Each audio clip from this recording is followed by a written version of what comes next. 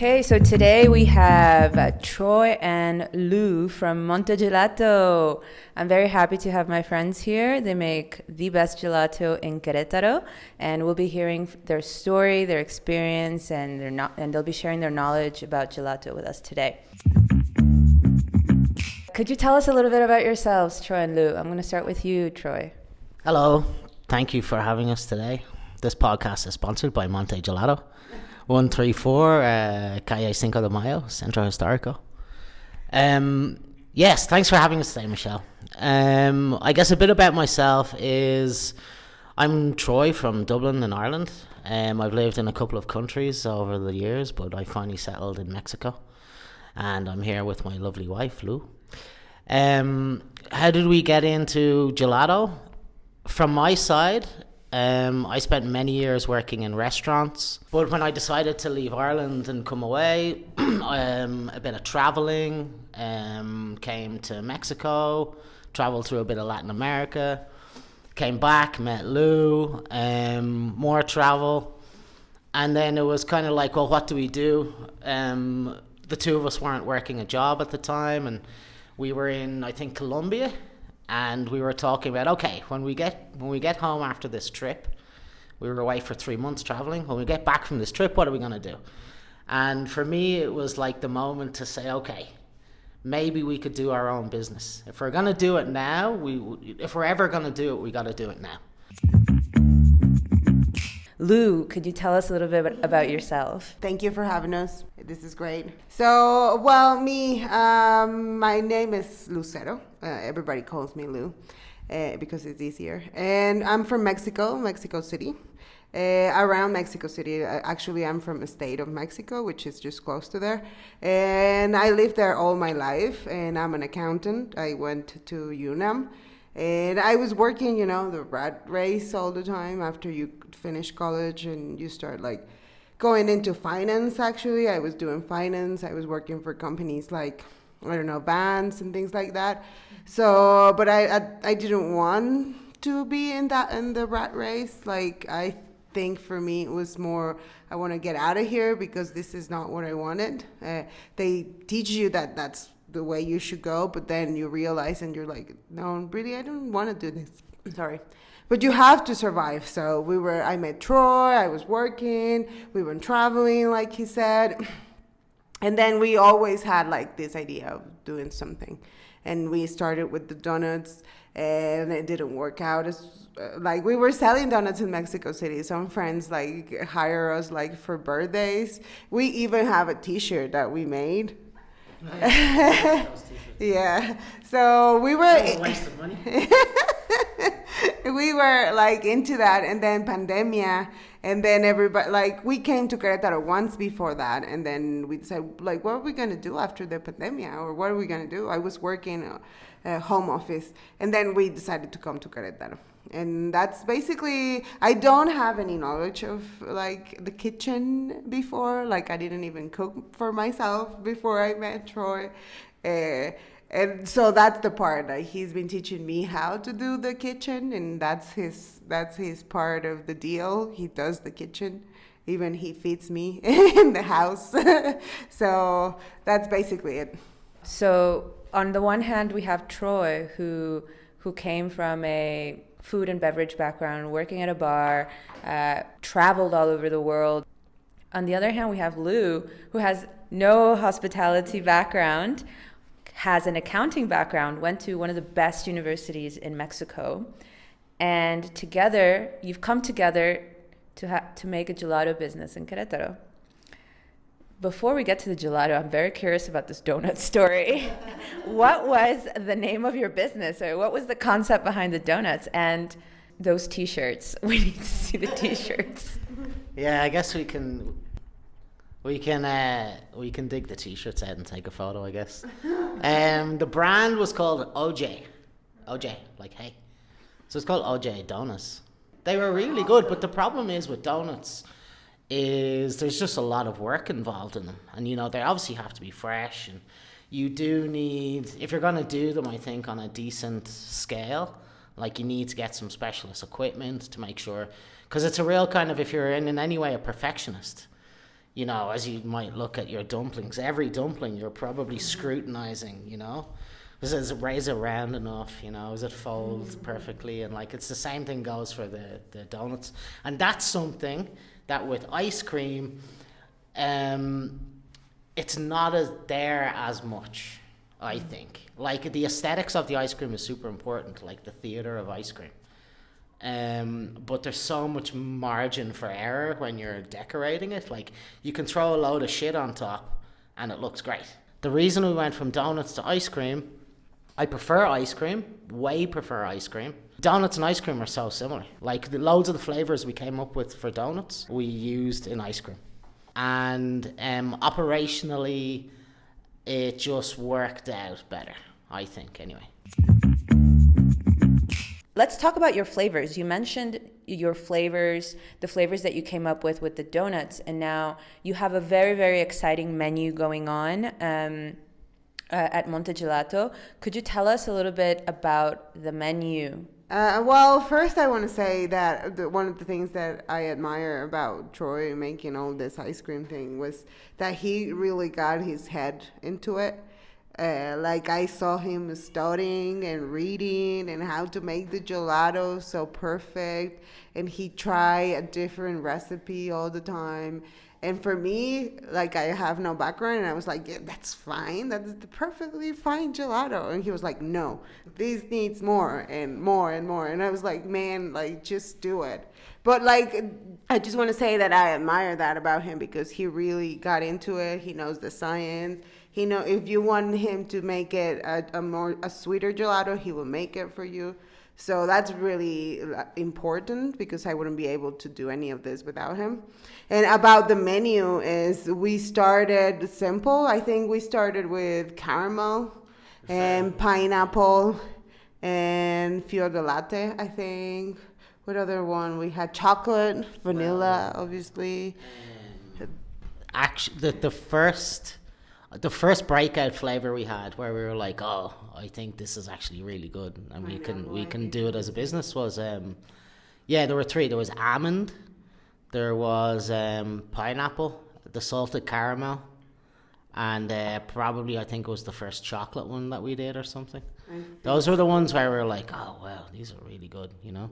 We bought one of those machines in Amazon, like one of those small little machines to do trials, because after I got laid off out of my Mexico City work, like, we were like, what are we gonna do? So I said, come on, let's just start with something. So the first thing was just buying the Amazon machine and see how it works, and try some flavors. The first time we made it. So I had like a general idea how to make it, right? But before we were even bought anything, because I'm the worst person for this, but I'm sorry, this is how I am. Sure. I do things like as basic as possible to see, can I make something? I guess we're talking about food. Can I make it and it's tasty with like the bare minimum? And then after that, like, you can add things to it. So the very first ice cream I made was like with a steel bowl. Well, the top flavor absolutely is macadamia, honey, and vanilla. Absolutely the top flavor. One that we've had on the menu for a while. Probably from very close to the very beginning, and it was not a mistake flavor, it was like a last minute flavor. So one of the great things is, a lot of the most popular flavors have been like things that were thrown together at the last minute. And we were doing pralines and cream, which is a very classic flavor. And I was in there and I had some of the base made, and when you make the ice cream base, you really have to use it within, you make the base, you chill it, and then you got to leave it for about, there's arguments here, minimum 4 hours, but it's best to leave it overnight. So, you know, you make the base, you chill it down, you leave it overnight, and then the next day is the best day to make it. But you got to make it within 48 hours. Otherwise, it starts to kind of, there's a whole thing I could get into. But anyway, it starts to become less, the structure and all the work that you put in to create your mixture starts to kind of fade away a little bit, let's just say. So I had some base mix and I needed to make a flavor, and I was like, what the hell am I going to make? And I looked around, and top tip is, I guess for any cooking, if you have a kitchen full of ingredients, that's all you need, because like you can take inspiration from many places. So I luckily just had loads of things in the kitchen because we were recently stocked up, and what I wanted to do was something like pralines and cream, which is like, caramelized nuts with like caramel or fudge and like a cream base. But I wanted to do something different. So what did I have? I looked around. I had all different types of nuts, and I had the macadamia, and I hadn't made anything with macadamia. And I wanted to put sugar with it, but then I was like, I had white sugar, I had brown sugar, but then I had honey. So, okay. Put the mix in, a bit of vanilla, because everybody likes vanilla. Crudely chop up the nuts, toss them in the honey, mix them into the end product when the ice cream came out of the machine. And we ended up with just like this really amazing flavor that people really like. It's, I've heard somebody compared it to like corn pops or some cereal, but it has a really like milky, like nice and sweet but not too sweet. It's slightly salty, and then the depth of the honey, and then the very kind of fatty but crunchy macadamias. So total last minute flavor, but has been the standout star, I think. So now I'm going to get into the really personal questions. Lou, what's your favorite flavor on the menu? Oh my God, that's a hard question. I really love ice cream. I think my favorite thing is an affogato. Like, I love affogatos. I eat one every day. Like, before we used to eat a lot of ice cream when we travel. When we travel, we try a lot of ice cream. That's one of the things that's why we started with the ice cream, because we realized that every time we went out, we were doing ice cream. So we were in Mexico City, and what do you want to do today? So let's go and get some ice cream. So we had like a couple of ice cream shops around that we always went. So I never had affogatos there because you always want the ice cream. And then once you try them, I fell in love with them, and it's just so nice. The texture of the ice cream and the coffee, it just wakes you up. The sugar, I would recommend everybody to have an affogato in the morning. It's delicious. I think that's one of my favorite things in the menu. It doesn't matter. I love amaretto with coffee. That's the one. Well, the affogato, if you don't know, it's I think it means drown in Italian. Which I would do it with coffee, a shot of coffee, of espresso, and just one scoop of ice cream. It's basically, the most classic one is with the vanilla, I think. That's how they serve it in Roxy in Mexico City. With a 𝘠𝘪𝘠 probably. But when people come in to us, we just offer them any flavor. So the fun of the affogato is, what does it go well with, So like affogato with double chocolate. That's pretty good. Or like affogato with amaretto, like Lou said. Affogato with Baileys is amazing. So possibilities are endless. Yeah, but I would always go for chocolate. Like if I go to an ice cream, I would go for chocolate. That's my flavor to go. Like a general flavor. Yeah. Well, that's true. We used to go to this gelato place in Benito Juarez, and Lou, so this is me as an ice cream person, is I always get different flavor. Like pretty much every single time I go for something different. But Lou used to always get the Turkish chocolate, which was pretty good. It's difficult to pull away from a classic flavor when it's that good. But yeah, I like to try different things. What's your favorite flavor, Troy? Yeah, it's difficult for me to say because I always say they're like my babies. But obviously some of them are ugly. And we never make them again. But no, my favorite is probably almond. Anything with almond, because I used to love almond butter. Almond butter with fruit, almond butter like toast, almond butter like with anything. I love like nuts with not just with sweet things but with salty things, or like nuts on a salad, or anyway, I'm nutty for nuts. And a very toasted almond, that's what I love. And it's the flavor often that people come in and they're like, wow, I've never tasted an almond ice cream like that. And it's because, you got to really roast the nuts to get the flavor out. And get rid of the skin, because the skin is very bitter. I'm really fascinated by the work. Like, for example, to make a flavor, for example, from the time that you get an idea for a flavor, how long does it take for it to go from an idea into a product in front of a customer? Well, if it's macadamia meal and vanilla, like, it's instant, you know? You have to make the base first. You mean like that since the beginning, like to making the base? Like you take 2 hours to make the base, and then what, like 20 minutes to put the macadamia into the machine? So let's say macadamia takes 1 hour and 20 minutes. Yeah, so this is the thing. If you're talking about like from ideation to like completion, like there are flavors that I've thought about loads of times and I still haven't made them. And then you have flavors that like I said with the macadamia, it was like actually the ice cream was in the machine. I knew it was going to be vanilla ice cream because it was a vanilla base. And then I'm frantically looking for nuts to throw in there, and so that was something in the moment. But like the actual production process is it depends.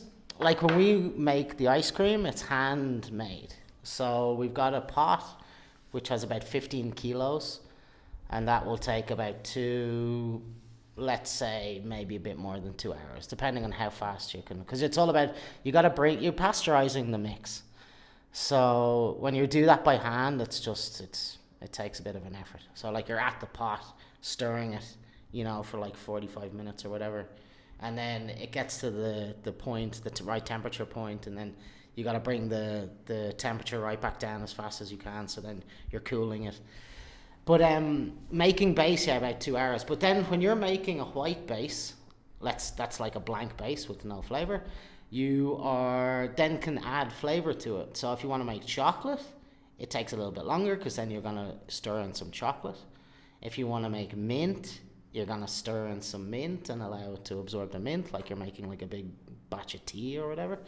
So it's like these are the processes. There are certain processes that you need to do in order to make flavors. And then, for instance, if you want to make a nut flavor, our technique anyway is to have the base, and then we add nut pastes in. And then nut pastes, to make them, they can take quite a while because you have to roast nuts and then you have to process them into a paste. And so it's crazy. Some things take forever, like pistachio. Like, I hate pistachio so much because it just takes forever.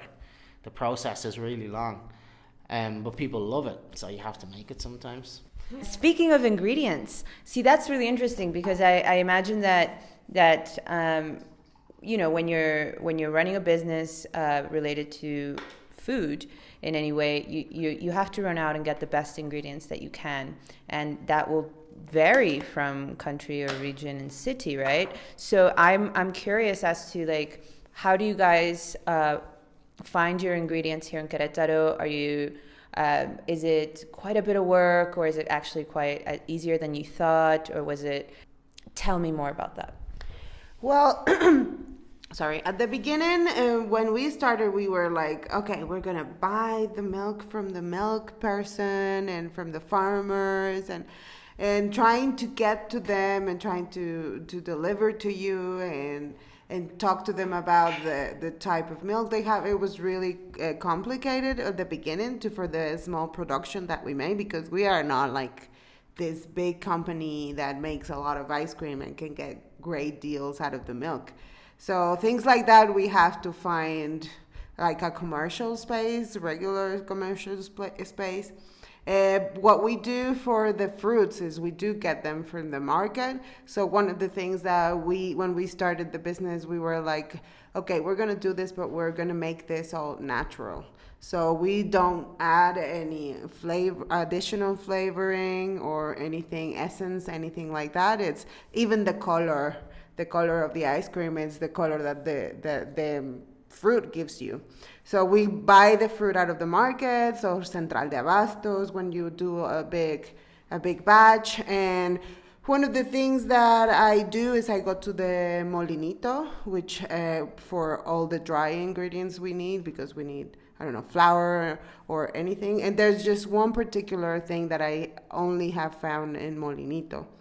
And at the beginning, I was looking for it, and I was online, and I couldn't find it until somebody said, "Why don't you go to the market? They should have it there." And I went ask, and they had it. So now I just go there every time we need some ingredients. But it's all natural. That's what we try to do. What I'm hearing is that I can eat as much gelato and sorbet as I want, and I will be fine. Is that correct? That's what I'm hearing. Yeah, well, summertime Italy. I mean, you're probably going to go out for a gelato in the morning, maybe in between a nice fresh brioche bun.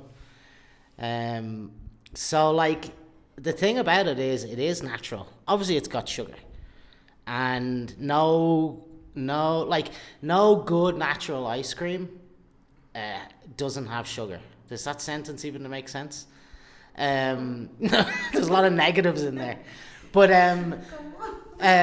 what I'm trying to say is the sugar is crucial for texture and scoopability, but you can balance your sugars because there are lots of different types of sugars. So you have lots of different types of natural sugars that you need to add into a mix to have the right level of sweetness and the right level of scoopability. And if somebody says, "Oh, there's no sugar in it," and it's very scoopable, and there's something dodgy in there. You can make vegan ice creams and things like this, and they're nice, but it can just be difficult to get to that type of that texture. But ingredients wise, yeah, you have to, if they're fresh, you have to go to the freshest ingredients. You have to get, with fruit especially, you have to really be careful if you get fruit that not only is in season usually, but then is flavorful. So fruit's a big thing, but it's one of the wonders of Mexico, the climate here and the many different climates here. Sorry, you find all sorts of different fruits and vegetables. And speaking of vegetables, we've made ice creams with vegetables as well. We did poblano chili. We did. We've done a couple of those. I've been thinking about doing a carrot ice cream. Avocado is one that people talk about quite a lot. So it's a blessing that you can go to the market and be you go to the señora in the market and you're kind of well, what do you have? What's good? So there've been lots of fruits that we've worked with here that I've never seen before in my life, and I'm okay, let's make an ice cream. Such as? Zapote, definitely. Zapote, we made it again recently, and I saw it for the first time last year, and it's amazing. It's such a great sorbetto fruit. Just because of its natural properties. It's super soft and it's so black, it looks insane, in the freezer. For those of us that don't know what zapote is, could you describe to us what is zapote and maybe some of the other ingredients endemic to Mexico that you have used? What is a zapote? Zapote is it looks like an avocado, bigger than an avocado. But the first time, because that's something that your grandma will do. That's a sweet, "Oh, look, I made you a zapote." And then when you're small, you're like, "No, thank you. It looks horrible." Because it's really black and the consistency is really gooey. Would you say it's gooey? And when you look at it and it's ripe, at the first time I went to the market and I say, "Okay, can you give me some zapote, whatever?" Yeah, these ones are ripe. You can take these ones. And they were really crushed and mushy. And I was like, "No, this is not good. No, that's the way it's supposed to be when you do it." So it looks like an avocado. It's black, and the consistency is I don't want to say gooey. No, it isn't gooey. It's kind of gooey. It's not gooey as in it's sticky. No. But it's gooey as in it's it's got body obviously, but it's if you tried to. If you try to take a spoon of it with a fork, it would just all fall through the fork. Do you know what I mean? It's almost liquidy when it's very. Sorry, it's like a mango. The texture of the fruit is like a really ripe mango, but dark and black. So that's the zapote. What are the things that guayaba? We use a lot of guayaba. We used to use. People like guayaba. What else? Peach and plum. Yeah, but like for instance, peaches and plums aren't that exotic. For if you're talking to me, because like I mean, mangoes for me are exotic. Guavas for me are exotic. Well, we did one. Well, yeah, that's the big one, garambujo. And like when another one which I'd never seen before, and then but to make sorbets out of it, it's great because berries in general are great for sorbets. Because of, once again, the properties, a lot of pectin and things. Sorry. Just for people that don't know what a garambujo is, like garambujo is it's from Queretaro, actually. It's like a berry. It's really small and it comes out of a cactus. It's like nopal. That's the beauty of it. Yeah, but it's like really small, like a pitaya. People would think it's a pitaya, no? No. When they see the color, it's like a pitaya. Yeah, the color maybe, but the fruit looks different. It looks like a blueberry. I need to look up every single one of these fruits. I do remember you guys made one with, I think it was maracuja. Maracuja. I really like that one. And that's true what you say about Mexico is it has so many different ingredients that it's not the typical strawberry, cherry, and blueberry. There's so many other things going on. And I think it's really, really cool that you guys incorporate that into your flavors. Something else that I was very, very curious about regarding the gelatos and the ingredients is obviously gelato has that history in Italy. It originated in Italy, and you've now brought it to Mexico, brought it to Querétaro. How has the public received it since the time that you opened? What are some experiences that you've had? Were people curious, or how are they receiving it? Well, the first time we ever gave gelato to somebody was at the Global Food Garden, and that gave us so much like confidence about it because we were not sure, and people really were like, "Oh my God, your salted caramel is amazing, and your pineapple," because we only had like 4 flavors by that, but like everything is really good. So the first time it's like showing your art. You're always like, "Oh, I don't know," but then once you show it and somebody says, "Oh my God, it's amazing," that gives you confidence. So I guess Mexican public are used to nieves and the traditional nieves, which is kind of hard a bit because like Mexicans, we are really into our roots. Like if I used to, because we like nieves. I mean, I remember going out of, primary school and have like a limon nieve. So in the summertime.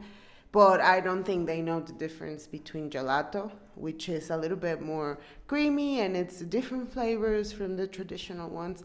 So I guess with the foreign public, it's people know what gelato is and they're used to the word, and some people is like, what is gelato? And I'm like, it's gelato, and it's like nieve, So the foreign public they're more into it, and we are getting into the Mexican public and try to say this is as good as your nieve. It's just even better, better than Michoacana. We are better than Michoacana. I'll edit that out for La Michoacana. We don't want. For those of us that don't know what a nieve is, since we have a lot of listeners that maybe don't know what is a nieve, I do know that nieve it means snow, right? Could you tell us what is nieve and your experience with it? You grew up with nieve. You still eat nieve, maybe? Yeah, I even saw the neighbor going.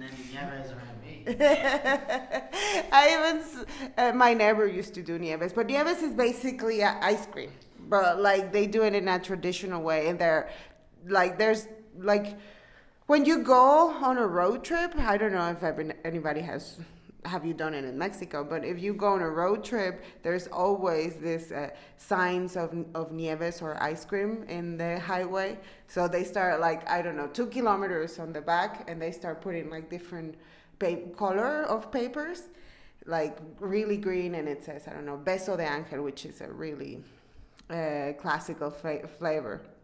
So you see them like from 2 kilometers or 3 kilometers, and you stop in the highway and you eat your ice cream and then you go. But they're made with milk as well. They're made with water as well. But I don't know. I think Troy will be better for the technical questions. For me, it's just, I don't know, milk and fruits and flavor. But it tastes different than a gelato. I guess like quick point on like nieve, gelato, ice cream, frozen custard, like whatever you want to call it, is they all have the same, very similar ingredients, if not the same ingredients, but like in different quantities and different processes, whether it's the machine or it's nieve is often, for instance, you'll see like they've got like 20 buckets lined up, like in wooden kind of like containers, and it's just with ice, and they stir them constantly, which like keeps the texture. So the difference there obviously with gelato would be gelato machines, also traditionally vertical, but now you see a lot of horizontal gelato machines, and you end up with different textures. So they all taste good. Like, I mean, it's like you get a nieve on a hot day and you're gonna like it. You get a gelato, like from us, like you're gonna love it. Like you go, I don't know, down to Michoacana, you get one of them, you're probably gonna like it. But it's all different levels of quality, and it's different levels of like attention and flavor. It's like getting a shitty pizza from I don't know, Costco or something when you're hungry, and you're like, yeah, it's good pizza. Or going to like an Italian restaurant and they've got a big oven, and you know the dough has 0 flour and all this kind of stuff. So it's just different levels. With gelato, one thing with gelato is always more expensive. Why?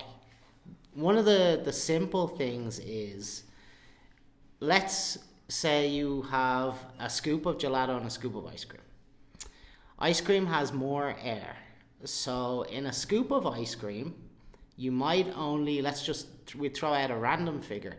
Let's say you have 60 milliliters of mix, but you have what looks like a big scoop of ice cream. In a gelato ice cream, maybe there's 90 milliliters of mix. So often with like commercial ice cream is half the mix is air, half the mix is actual ingredients that the company has spent money on. So what's air? Air is free. So when you get a scoop of ice cream, it's automatically cheaper because it just has less ingredients, it has less mix.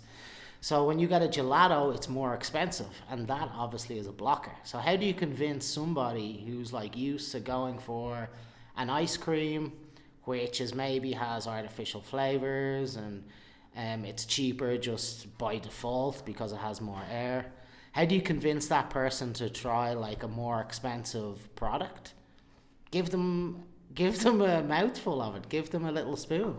You know, people come in and they're curious. You just give them a taste, and they'll instantly see the difference, because what you get the reaction from somebody who maybe they've had gelato before and they don't realize, or maybe they just have no idea. But when you give them a try of it, with one taste you can see the difference, and in that moment they want more because it's very delicious. Do you know what I mean? So I think that's the ultimate thing. But you're right, like people come in and they look and they're like, oh, how much is your ice cream? And for instance, we serve a scoop for 50 pesos, which maybe last year would have seemed on the more expensive side. Now it's not even that expensive because Santa Clara, 50 pesos for their garbage basic flavor. They charge 80 for their gourmet flavor, which I have a big problem with that word, by the way. But anyway, I won't bash the competition. But sorry, yeah. So people come in, they'll be like 50 pesos for a scoop, and you'll be like, yeah, like. And I usually just start explaining it to them. But ultimately, They just have to try it. And once they try it, they want it. And I think, yeah.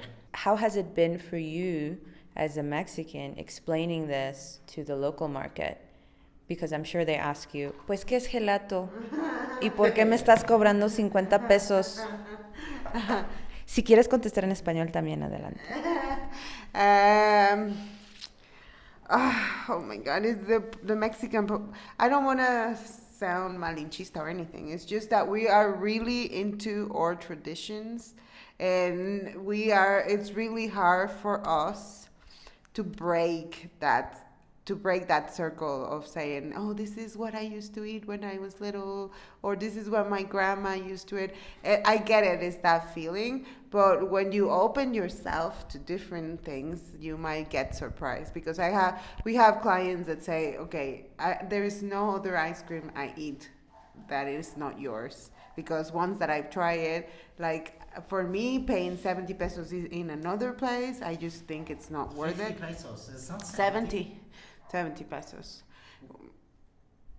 We don't try 70 pesos. No, but Santa Clara does. Oh, yeah, with that gourmet. Mm-hmm. So it's also kind of, ¿cómo se dice? Tropicalizar some of the flavors that Troy has. Like, he tried, I don't know, in Europe. And it's like, I've been trying to make him do mango with chamoy because people would love it. And he's like, I never tried that in a gelato. And I'm like, well, people would love it here. Like, this is the Mexican public, so you better do it.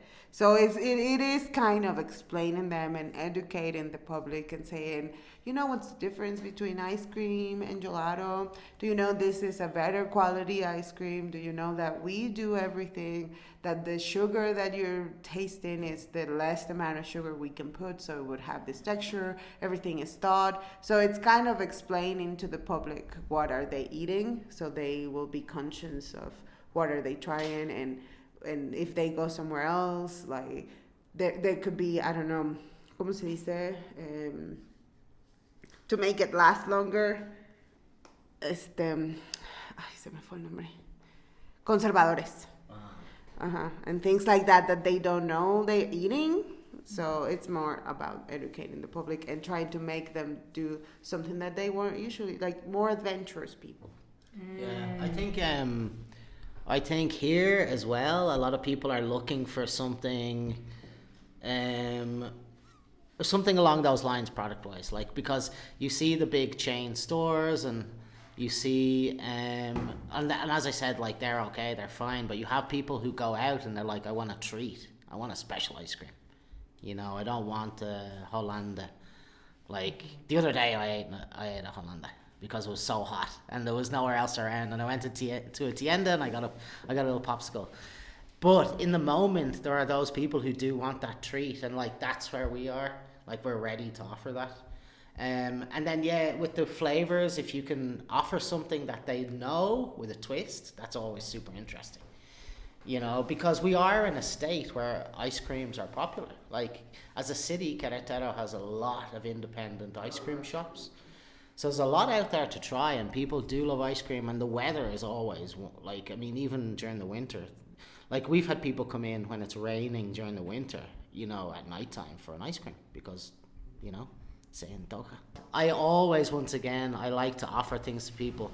Over time, I've like, I want to please everybody, but I realized that that's not possible. And like, with the ice cream that we make anyway, a lot of, like, I guess I make it, so a lot of my own personality and preferences come out into it. And I've realized that, like, you can't please all the people all the time. But I do my best to make something. There's always something in the freezer that I feel, no matter who you are, you can enjoy it. So there's always a couple of sorbetos, like, with different fruits, you know. There's always something with chocolate, probably more than one thing. There are always flavors that bounce off different parts of the palate. So yeah, but like, that's one of the reasons, again, maybe why we did ice cream. Because for me, everybody can enjoy it, you know. We're not selling alcohol. We're not selling drugs, you know, we're selling ice cream here. So whether you're a kid, you know, you're less than 1 year old or whatever, or you're 90 years old, you can enjoy it. So it's a great thing. Enjoy it as a family. Everybody sits together and has an ice cream together. Like, that's a moment, you know. It's a happy moment. It's very simple happiness. But it's, you know, one thing that I've been very happy about, because like for me, I'm very sensitive, because like I'm making these things, like they do come from my love of making ice cream. So when people come in and I can see that they're like locals and they are maybe older,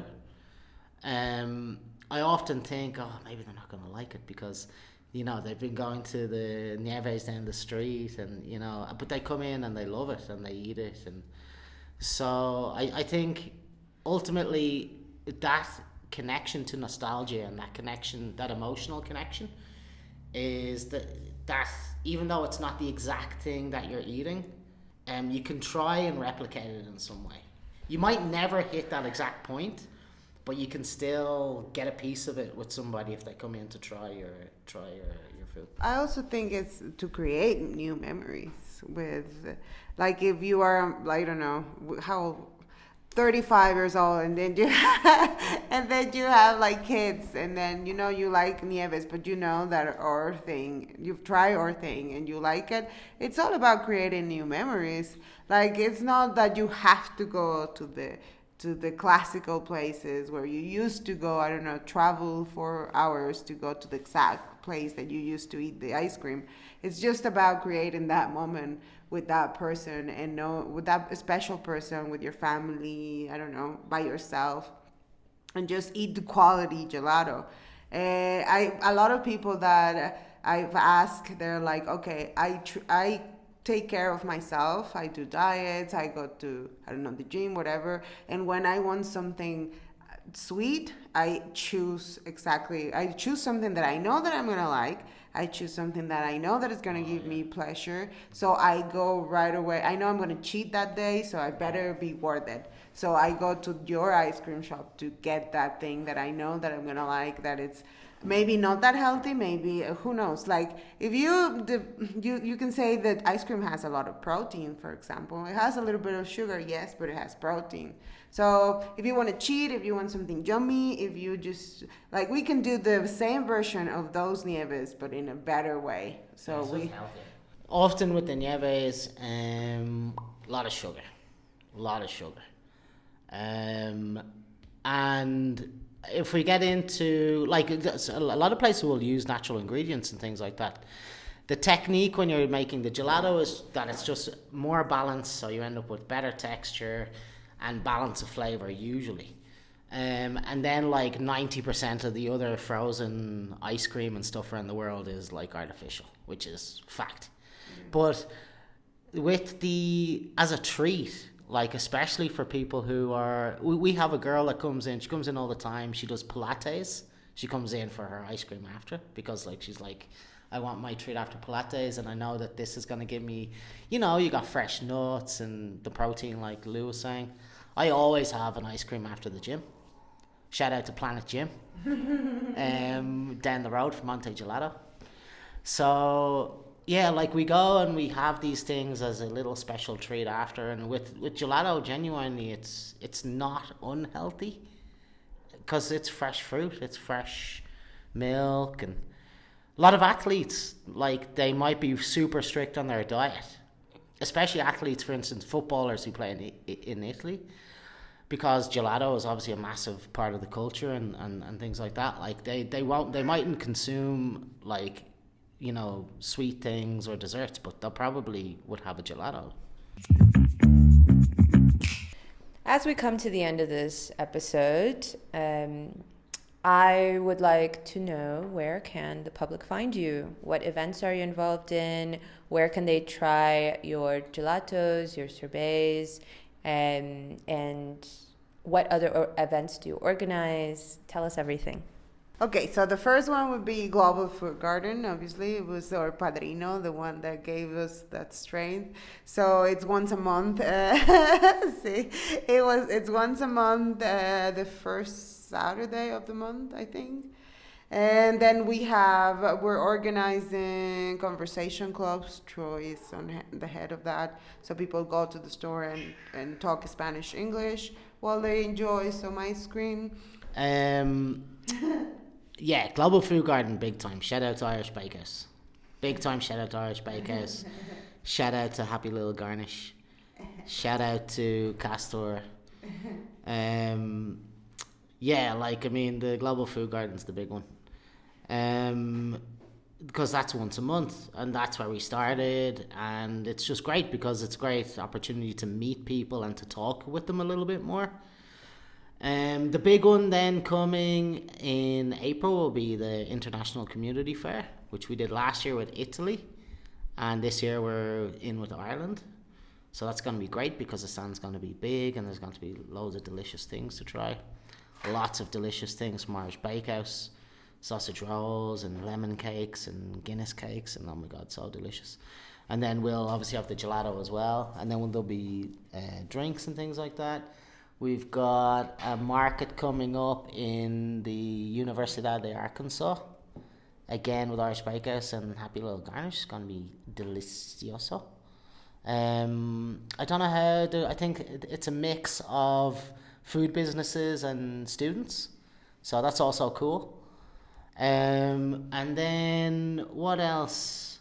It is kind of our plan for the coming year, because we're now into the second year of Monte Gelato, that we'd like to do more markets. So I think we're probably going to look to invest a bit more in equipment in order to do those markets. Because we have a tiny little carrito, which is great, but it's just a bit limited.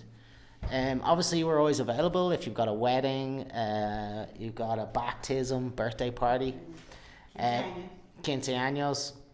We've got the best prices on the market for the best quality product. So look no further. Monte Gelato, Irish Bakehouse, Happy Little Garnish, we're all available, I think, probably at some point to be hired out.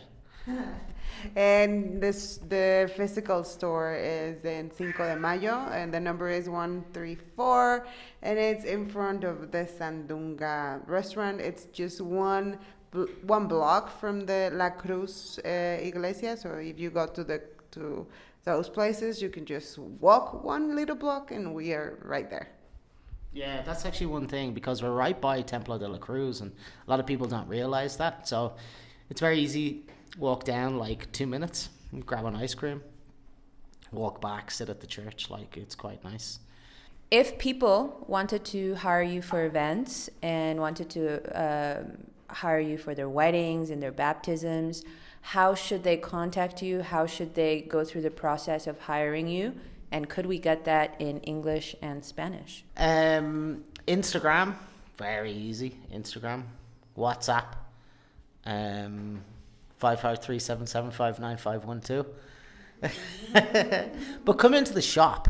Like, I always recommend people to come in, because, for instance, if you're not quite sure, if you have a restaurant, if you run a business, or if you have an event or whatever, like, we're in Centro. So anytime you're in Centro, come in and you can try the ice cream. Like, I always encourage people to try every single flavor, but people don't want to do that. And I understand, because I usually go and I just order a flavor. But I always encourage people to come try before you buy, because, like, we're proud of the product, and it's once you try it, you won't have any doubts if you want to have it for a big event. Para contratarlos, ¿cómo es el proceso que deberían hacer la gente? Primero, yo creo que nos deberían de buscar Instagram o WhatsApp. WhatsApp es 55 37 75 95 12. Ese es mi número. Y si no, pues sí, que visiten la tienda. Que visiten la tienda y ahí que nos platiquen cuál es la idea. Obviamente, pues ellos escogen sus sabores, ellos escogen el horario. Hemos hecho algunos. Tenemos algún proyecto con Irish Bakehouse que queremos llevar los pasteles con helado. Entonces hay varias opciones. Queremos también entrar con los chicos que hacen, ya sabes, organizan eventos y cosas así, porque si también nos quieren contratar, también ahí estamos. Y pues ya, creo que es todo. And we also do deliveries. So, like, during the summer, it's too hot, you don't want to leave your house, you can just order ice cream directly from us and we deliver. especially if we talk about like the Irish Bakehouse stuff. There's some very delicious combinations that you can put together, like a Guinness chocolate cake with toasted almond ice cream. Like, that stuff is very delicious. Baileys with ginger cake. All these type of things are also really good. So this is the idea, yeah. Like, I mean, I would like everybody to come to us, but you don't have to. You can order online. It's all good. On that lovely note, thank you so much for coming in and sharing your ideas and telling us your story. Very happy to have you guys here. Whether it's dumplings, ice cream, or cake, I'm really happy that we're able to work together and cheer each other on in our successes and our new endeavors. So thank you so much. No, thanks for the opportunity to come and talk. Muchas gracias, Michelle, por invitarnos. This has been really fun, and it's a great opportunity to tell people about us. And I want to thank the whole community, the Irish community, everybody that got us here in Queretaro, because we were by ourselves, and everybody has been really nice to us. So a shout out for Irish Breakhouse and everybody that was there for us. Like, it's been awesome.